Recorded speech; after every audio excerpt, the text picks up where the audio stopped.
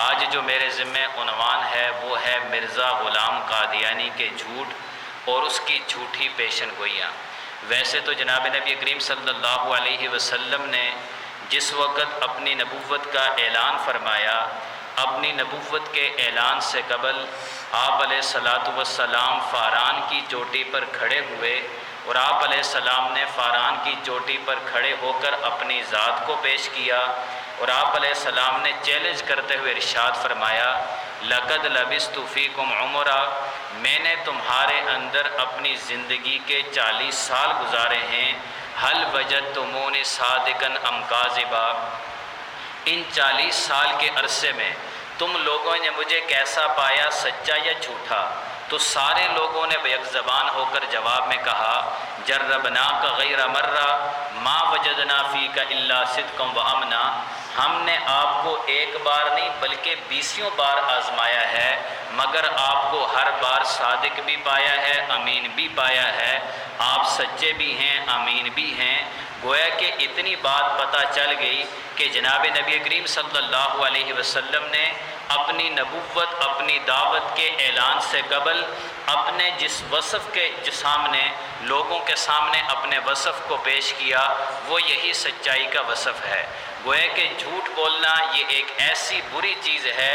جو عام انسان کے اندر بھی معیوب ہے، انبیاء کرام علیہ الصلاۃ والسلام کے اندر تو اس کا تصور بھی نہیں کیا جا سکتا۔ تو اس لیے آج کی اس نشست کے اندر مرزا غلام قادیانی جس نے نبوت کا دعویٰ کیا، وہ تو اس کے بہت سارے بے شمار جھوٹ ہیں، لیکن آج کی اس نشست کے اندر آپ حضرات کے سامنے ایک تو جھوٹ بولنے کے حوالے سے خود مرزا غلام قادیانی کا کیا فتویٰ ہے، اس کا اپنا کیا موقف ہے، ایک تو یہ چیز آپ کے سامنے رکھی جائے گی، اور دوسرے نمبر پر جو مرزا غلام قادیانی نے اپنی نبوت کو ثابت کرنے کے لیے کچھ جھوٹے دعوے کیے، جھوٹی پیشن گوئیاں کی، وہ جھوٹی پیشن گوئیاں جو سچی ثابت نہیں ہوئی، وہ چیزیں آپ حضرات کے سامنے پیش کی جائیں گی۔ پہلے نمبر پر اسی کی کتابوں سے جو مرزا غلام قادیانی نے جو آیت مبارکہ میں نے آپ حضرات کے سامنے تلاوت کی، اس آیت مبارکہ کے اندر بھی اللہ تعالیٰ نے اسی بات کو ارشاد فرمایا ہے، فَلَا تَحْسَبَنَّ اللَّهَ مُخْلِفَ وَعْدِهِ رُسُلَهُ، کہ تم اس بات کا اپنے دل کے اندر، وہم و گمان کے اندر خیال تک نہ لانا کہ اللہ اپنے نبی سے کوئی وعدہ کرے پھر اس کی مخالفت کر دے، ایسا نہیں ہو سکتا۔ گویا کہ جب اللہ نے اپنے نبی کے ساتھ کسی کام کے ہونے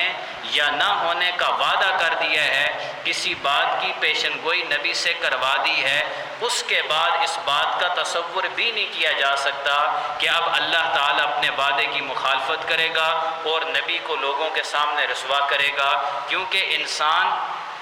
مستقبل کے حوالے سے کوئی بھی خبر دیتا ہے وہ دو حال سے خالی نہیں۔ اگر اس نے مستقبل کے اندر کسی کام کے حوالے سے خبر کی، یا تو وہ اس نے حالات زمانہ کو دیکھتے ہوئے اور واقعات پر قیاس کرتے ہوئے، قیاس آرائیاں کرتے ہوئے کوئی نتیجہ نکالا کہ ابھی موسم یوں چل رہا ہے، اس کے بعد ایسے ہوگا، بادل ادھر سے آ رہے ہیں، موسمیاتی تبدیلیاں ایسی ہو رہی ہیں، اس کا نتیجہ یہ ہے کہ اس سال فصل ہوگی یا نہیں ہوگی۔ یہ مختلف حالات کو دیکھنے کے بعد انسان کوئی قیاس آرائی کر کے مستقبل کے حوالے سے کوئی پیشن گوئی کرتا ہے، تو یہ پیشن گوئی جو ہوتی ہے یہ عام انسان بھی کر دیتے ہیں، اور بعض اوقات نجومی بھی اس قسم کی پیشن گوئیاں کرتے ہیں، اور اس قسم کی پیشن گوئیاں کبھی کبھی سچی بھی ثابت ہو جاتی ہیں۔ لیکن نبی کا معاملہ اس کے برعکس ہے۔ نبی جس بات کی جب پیشن گوئی کرتا ہے، مستقبل کے کسی کام کی خبر دیتا ہے، اس کے بعد اس کا تصور نہیں کیا جا سکتا کہ اس کی بات جو ہے وہ جھوٹی نکلے۔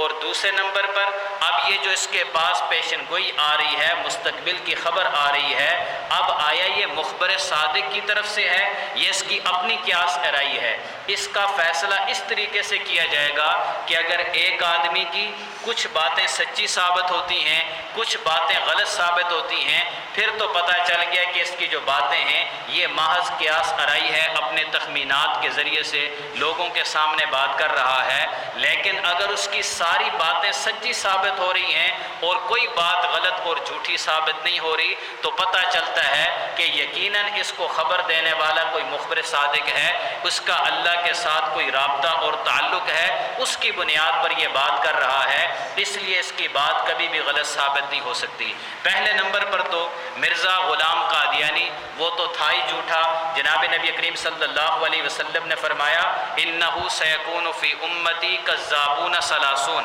اس امت کے اندر 30 کذاب پیدا ہوں گے۔ یہ کذاب یہ مبالغے کا صیغہ ہے، ایک آدمی جو 10 میں سے ایک جھوٹ بولتا ہے 9 سچ بولتا ہے اسے کذاب نہیں کہتے۔ جس آدمی کے 100 میں سے 99 باتیں جھوٹی ثابت ہوں، یعنی کہ بات بات پہ جھوٹ بولنے والا ہو اور اس کی جو 100ویں بات ہے اس کا بھی یقین نہ ہو کہ یہ بھی سچی ہوگی یا غلط ہوگی، اسے کذاب کہتے ہیں کہ بہت زیادہ جھوٹ بولنے والا۔ تو جھوٹ بولنے کے حوالے سے پہلے نمبر پر مرزا غلام قادیانی کا اپنا فتویٰ کیا ہے، اس کا موقف آپ کے سامنے انہی کی کتابوں سے رکھیں گے، پھر آپ حضرات کے سامنے اس کی چند ایک باتیں رکھیں گے، آپ خود فیصلہ کریں گے کہ مرزا قادیانی اپنے فتووں کی روشنی میں اس کے اوپر کیا فتویٰ لگتا ہے۔ مرزا قادیانی اپنی کتاب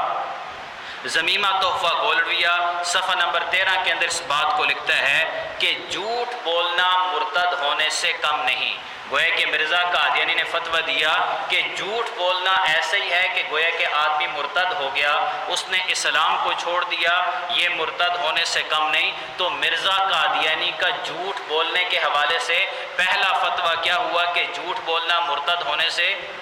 کم نہیں ہے۔ پہلا فتویٰ کیا ہے؟ جھوٹ بولنا مرتد ہونے سے کم نہیں ہے۔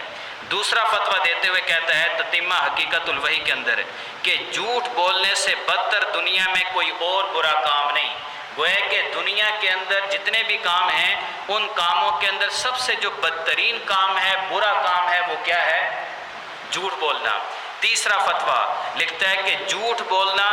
اور گو کھانا برابر ہے۔ گویا کہ یہ اس نے گویا کہ یہاں تک لکھ دیا کہ جس چیز کو دیکھتے ہوئے انسان کو کراہت ہوتی ہے اس چیز کو کھانے کا تصور بھی نہیں کیا جا سکتا، اور جھوٹ بولنا ایسے ہی ہے جیسے کہ اس ناکراہت والی چیز کو کھانا۔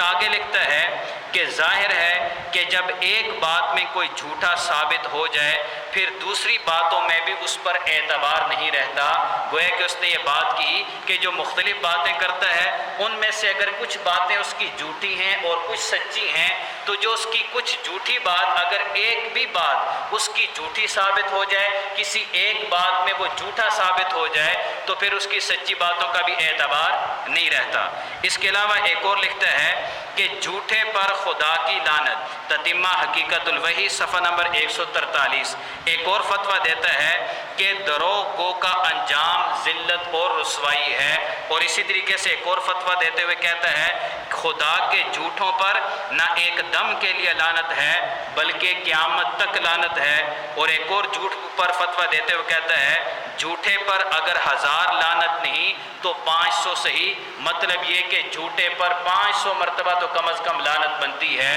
تو گویا کہ یہ چند ایک فتاوی جات آپ کے سامنے مرزا غلام قادیانی کی کتابوں سے روحانی خزائن کی 23 جلدوں کے اندر یہ سارے فتاوی جات موجود ہیں۔ یہ فتاوی جات کے اندر مرزا قادیانی نے کیا فتویٰ دیا؟ پہلا فتویٰ کیا دیا کہ جھوٹ بولنا کیا ہے؟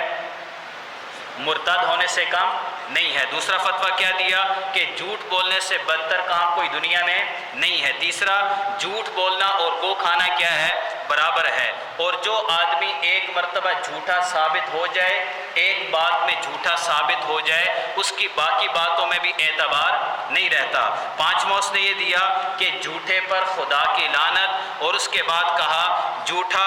آدمی اس کا انجام ذلت اور رسوائی ہے، اور جھوٹے پر اگر 1000 لعنت نہیں تو 500 لعنت۔ یہ چند ایک میں نے ابھی مزید بھی اس کے فتاوی جات ہیں، میں نے چند ایک صرف جھوٹ بولنے کے حوالے سے چند ایک فتوے جو مرزا قادیانی نے خود اپنی کتابوں کے اندر دیے ہیں وہ فتوے آپ کے سامنے رکھے ہیں۔ اب چند ایک باتیں آپ کے سامنے رکھی جائیں گی جن کو دیکھ کر آپ نے یہ دیکھنا ہے آیا یہ فتویٰ مرزا قادیانی پر لگتا ہے یا نہیں لگتا، وہ سچا ثابت ہوتا ہے یا جھوٹا ثابت ہوتا ہے، یہ فیصلہ آپ نے کرنا ہے۔ مرزا قادیانی اپنی کتاب تحفہ گولریہ کے اندر اس بات کو لکھتا ہے کہ حدیثوں میں صاف طور پر یہ بتلایا گیا ہے کہ مسیح موعود کی تکفیر ہوگی اور علماء وقت اس کو کافر ٹھہرائیں گے اور کہیں گے کہ یہ کیا مسیح ہے، اس نے تو ہمارے دین کی بیخ کنی کر دی۔ اور مزید لکھتا ہے لیکن ضرور تھا کہ قرآن و حدیث کی وہ پیشن گوئیاں پوری ہوتی جن میں لکھا تھا کہ مسیح موعود جب ظاہر ہوگا تو اسلامی علماء کے ہاتھ سے دکھ اٹھائے گا، وہ اس کو کافر قرار دیں گے، اس کے قتل کے لیے فتوے دیے جائیں گے، اس کی سخت توہین کی جائے گی اور اس کو دائرہ اسلام سے خارج اور دین کا تباہ کرنے والا خیال کیا جائے گا۔ یہ اس نے ایک بات لکھی کہ مسیح موعود جب آئیں گے تو علماء اس کے مخالف ہو جائیں گے، اس کی تکفیر کریں گے، اس کے قتل کے فتوے دیں گے۔ اور یہ جو بات لکھی ہوئی ہے یہ قرآن پاک اور احادیث مبارکہ کے اندر موجود ہے۔ آپ بتائیے کیا قرآن پاک کے اندر یا احادیث مبارکہ کے اندر صحیح حدیث کو چھوڑیں، کیا کسی ضعیف یا کسی موضوع حدیث کے اندر جو اس زمانے سے پہلے لکھی گئی ہو اس کے اندر کیا یہ بات موجود ہے کہ مرزا مسیح موعود جو ہوگا اس کو علماء قتل کے فتوے دیں گے اور اس کے جو ہے مخالف ہو جائیں گے؟ کیا ایسی بات کہیں پر قرآن پاک اور احادیث مبارکہ میں موجود ہے؟ تو مرزا قادیانی نے کیا بولا؟ قرآن پر اور حدیث پر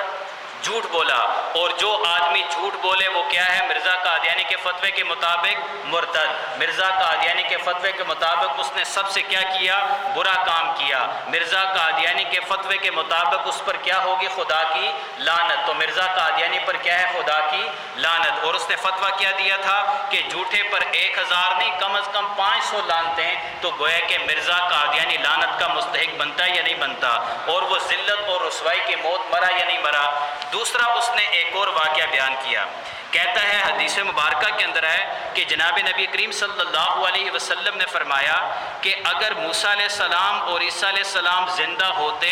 تو میری پیروی کرتے۔ حالانکہ احادیث مبارکہ کے اندر صرف حضرت موسیٰ علیہ السلام کے بارے میں یہ بات موجود ہے کہ ایک مرتبہ جناب نبی کریم صلی اللہ علیہ وسلم تشریف فرما ہیں، باہر سے حضرت عمر فاروق رضی اللہ تعالیٰ عنہ وہ تشریف لائے اور ان کے ہاتھ میں تورات کا نسخہ تھا، اور انہوں نے آ کر سامنے آپ علیہ السلام کے سامنے تشریف فرما ہو گئے اور آ کر کہنے لگے یا رسول اللہ صلی اللہ علیہ وسلم لقد وجدت کتابا حسنا من اہل الکتاب، مجھے اہل کتاب سے بڑی اچھی کتاب ملی ہے۔ ان کے ہاتھ میں تورات تھی، کہنے لگے مجھے اہل کتاب سے ایک بڑی اچھی کتاب، ایک بڑا اچھا لٹریچر ملا ہے، اور تورات کو پڑھنا شروع کر دی، اس کی تلاوت کرنا شروع کر دی، اور وہ کتاب کی تلاوت میں مصروف ہیں۔ آپ علیہ السلام کے چہرہ مبارک پر ان کی نگاہ ہی نہیں پڑی، وہ تو کتاب پڑھنے میں مصروف تھے۔ ادھر آپ علیہ السلام کا چہرہ مبارک غصے سے سرخ ہو رہا تھا، اس قدر آپ کا چہرہ مبارک غصے سے سرخ ہو گیا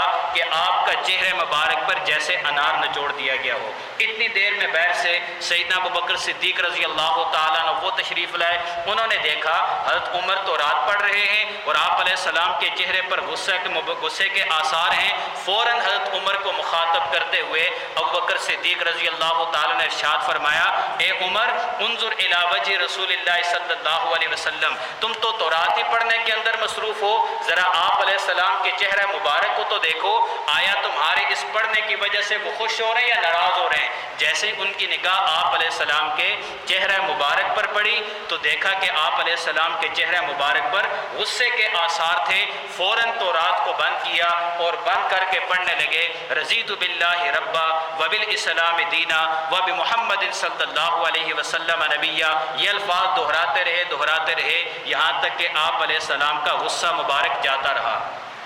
پھر آپ علیہ السلام نے حضرت عمر بن خطاب رضی اللہ تعالیٰ سے مخاطب ہوتے ہوئے ارشاد فرمایا اے عمر آج تم مجھے موسیٰ علیہ السلام پر نازل ہونے والی کتاب تورات پڑھ کے سنا رہے ہو، لو کان موسیٰ حیا ما وسع الا اتباعی، اگر آج موسیٰ علیہ السلام بھی زندہ ہوتے تو وہ بھی تورات کی تلاوت نہ کرتے بلکہ قرآن کی تلاوت کرتے، کیونکہ تورات ایک مخصوص وقت کے لیے تھی، اب تورات منسوخ ہو چکی ہے، اب قیامت کی صبح تک قرآن پاک کی تلاوت ہی کی جائے گی۔ یہ حدیث مبارکہ کے اندر صرف آپ علیہ السلام نے حضرت موسیٰ علیہ السلام کے بارے میں فرمایا تھا، لیکن یہاں پر عیسیٰ علیہ السلام ان کے تفصیلی بحث آپ کے سامنے کل آ جائے گی کہ عیسیٰ علیہ السلام فوت فوت نہیں ہوئے، یہودی ان کو قتل کرنے کی کوشش کی، اللہ نے عیسیٰ علیہ السلام کو زندہ آسمانوں پر اٹھا لیا، قرب قیامت میں تشریف لائیں گے، دجال کو قتل کریں گے، اور عیسیٰ علیہ السلام روضہ مبارک پر تشریف لا کر آپ علیہ السلام کو سلام کریں گے، آپ علیہ السلام سلام کا جواب دیں گے،